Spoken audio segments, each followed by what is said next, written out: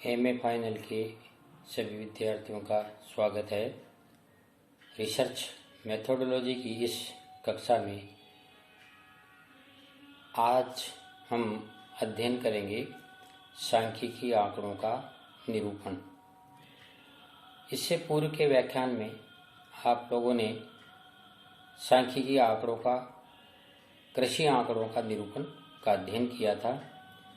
आज हम लेंगे औद्योगिक एवं यातायात के आंकड़ों का निरूपण। भूगोल में कई प्रकार के सांख्यिकी आंकड़ों का उपयोग किया जाता है। आपने देखा कृषि संबंधी आंकड़े यानी फसलों का उत्पादन, फसलों का क्षेत्रफल, विभिन्न प्रकार की फसलों का प्रति हेक्टेयर उत्पादन आदि को विभिन्न आरेखों एवं आलेखों के द्वारा प्रदर्शित कर सकते हैं। उसी प्रकार औद्योगिक आंकड़ों का भी आलेखी एवं आरेखी प्रदर्शन किया जा सकता है। औद्योगिक आंकड़ों को औद्योगिक आंकड़ों में विभिन्न प्रकार के वस्तुओं का उत्पादन, वृद्धि, व्यापार आदि से संबंधित तथ्यों को साधारण दंड, मिश्रित दंड, घनारेख, ब्लॉक पुंजारेख आदि के द्वारा प्रकट कर सकते हैं। जैसे उदाहरण के लिए सूती वस्त्र उद्योग के अंतर्गत सूती वस्त्र के उत्पादन को हम दंड आरेख के द्वारा दर्शा सकते हैं। एक्स अक्ष पर उत्पादन के आंकड़े और वाई अक्ष पर विभिन्न राज्यों को या विभिन्न वर्षों के अनुसार उत्पादन को दर्शाया जा सकता है। सभी प्रकार के वस्त्रों का उत्पादन दिखाने के लिए मिश्रित दंड आरेख का प्रयोग करते हैं। इसमें एक ही दंड में अलग अलग छायांकित करके सूती वस्त्र, ऊनी वस्त्र और रेशमी वस्त्र का उत्पादन दिखा सकते हैं। इसी प्रकार उत्पादन वृद्धि को प्रदर्शित करने के लिए रेखिक आलेख का प्रयोग करते हैं। एक्स अक्ष पर उत्पादन और वाई अक्ष पर विभिन्न वर्षों को प्रदर्शित किया जा सकता है। चूंकि हम विभिन्न प्रकार के आंकड़ों का वर्षों के अनुसार प्रदर्शन करेंगे तो वृद्धि और कमी को प्रदर्शित किया जा सकता है। जब आंकड़ों में अत्यधिक अंतराल हो तो त्रिविम आरेख के द्वारा उनका प्रदर्शन किया जाता है। जैसे भारत में इस्पात का उत्पादन चूंकि विभिन्न राज्यों में बहुत अधिक अंतराल से होता है। जैसे पश्चिमी बंगाल में सर्वाधिक, देश के लगभग 30% इस्पात का उत्पादन होता है और जबकि अन्य स्टेट मिलकर भी 30% उत्पादन नहीं करते हैं। तो इन आंकड़ों को हम त्रिविम विधि से प्रदर्शित करने के लिए ब्लॉक आरेख बनाएंगे, घन आरेख बनाएंगे। किसी एक भुजा के घन के बराबर मान को मानकर विभिन्न राज्यों के लिए घन की भुजा ज्ञात करके और घनों के द्वारा प्रदर्शित किया जाता है। इसी प्रकार औद्योगिक उत्पादन के आंकड़े, जैसे सीमेंट उत्पादन को दिखाना है या विभिन्न वस्तुओं के उत्पादन को दिखाया जाता है, तो उसके लिए ब्लॉक पुंज आरेख भी प्रयोग कर सकते हैं। ब्लॉक पुंज आरेख में जब बहुत अधिक आंकड़ों में अंतर हो तब इस आरेख का उपयोग किया जाता है।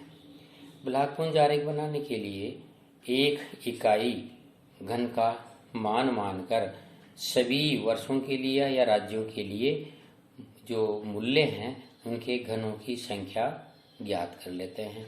घनों की संख्या को ज्ञात करने के बाद एक ही रेखा में घनों को इस प्रकार से सेट करके बनाया जाता है कि उन घनों की आसानी से गणना की जा सके। अर्थात लंबाई, चौड़ाई एवं ऊंचाई में घनों को इस प्रकार जमाया जाता है कि देखकर उन घनों को आसानी से जमाया जा सके। इस प्रकार औद्योगिक आंकड़ों को हम रेखिक आरेख या आलेख आरेख के द्वारा प्रदर्शित कर सकते हैं, जिसमें एक विम आरेख के द्वारा, द्विविम आरेख के द्वारा और त्रिविम आरेख के द्वारा औद्योगिक आंकड़ों का प्रदर्शन किया जा सकता है। अब आते हैं यातायात के आंकड़ों का चित्रमय प्रदर्शन।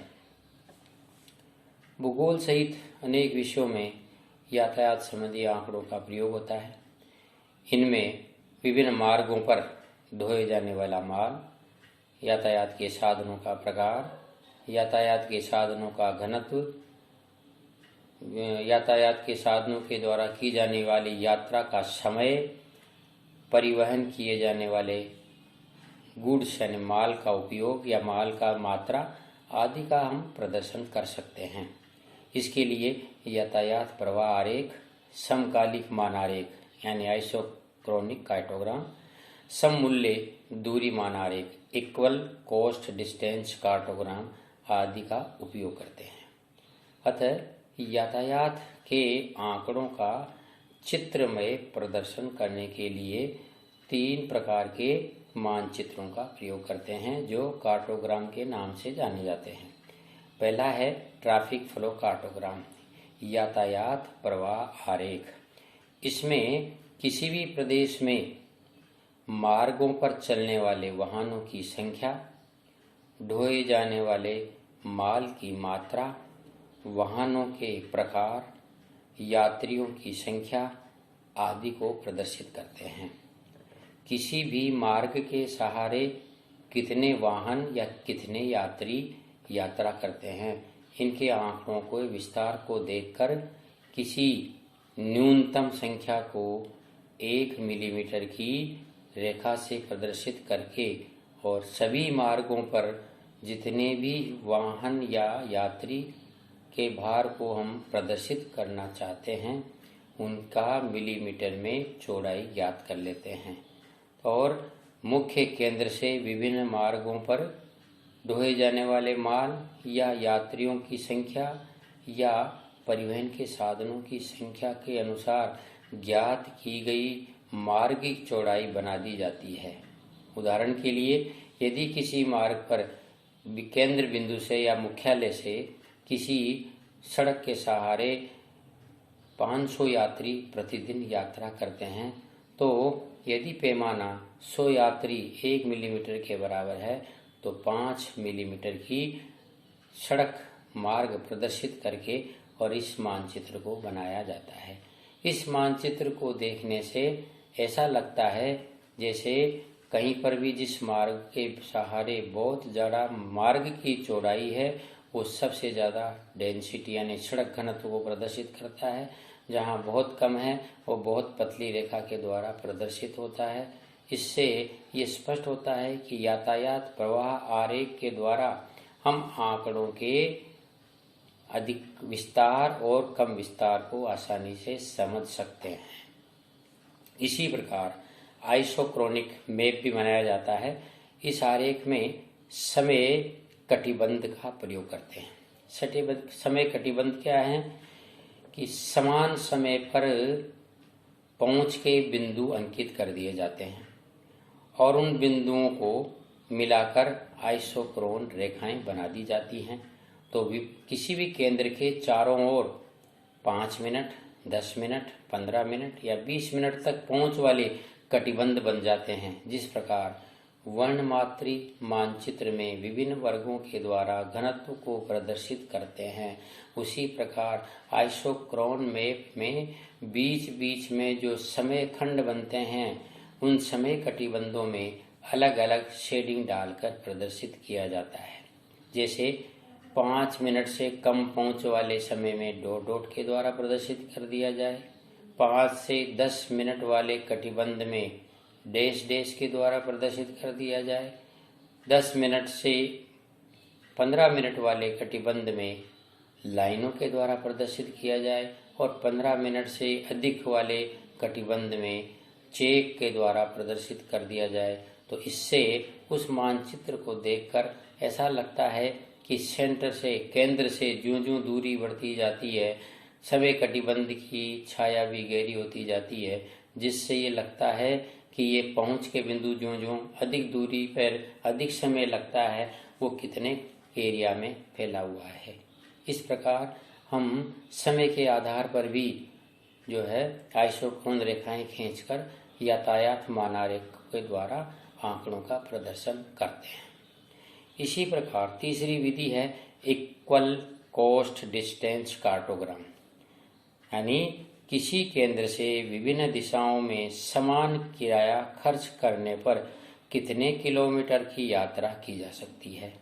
जैसे किसी भी केंद्र से 1 घंटे में 50 रुपये खर्च करने के बाद कहाँ कहाँ तक पहुँचा जा सकता है, उन बिंदुओं को अंकित कर दिया जाता है। किसी केंद्र के चारों ओर 50 रुपये 1 घंटा, 100 रुपये 1.5 घंटा, 200 रुपये 2 घंटा, इस तरह से समय और किराया दोनों को आधार मानकर बिंदु अंकित कर दिए जाते हैं और आइसोक्रोन की तरह समान खर्च और समय बिंदुओं को मिलाकर जो रेखाएं खींची जाती हैं वो सम खर्च दूरी रेखाएं कहलाती हैं और उनको मिलाने के बाद बीच में जो कटिबंध बनते हैं वो सम दूरी खर्च कटिबंध के नाम से जाने जाते हैं। और वही आइसोक्रोन मेथड की तरह ही इस विधि में भी शेडिंग डालकर मानचित्र को आकर्षक बनाया जाता है। इस प्रकार यातायात के इन जटिल आंकड़ों को समय सारणीबद्ध लंबी सारणियों से आबद्ध आंकड़ों को बहुत ही सरल और बोधगम्य कार्टोग्राम के द्वारा प्रदर्शित कर सकते हैं। इस प्रकार रिसर्च मेथोडोलॉजी के इस अध्याय में कृषि, औद्योगिक, यातायात संबंधी आंकड़ों को कार्टोग्राफी के द्वारा या कार्टोग्राफी की जो विभिन्न विधियां हैं, आरेखी, आलेखी और मानचित्रीय तथा कार्टोग्राम, इन 4 विधियों के द्वारा हम इन विधियों के द्वारा हम आंकड़ों का प्रदर्शन करते हैं। धन्यवाद।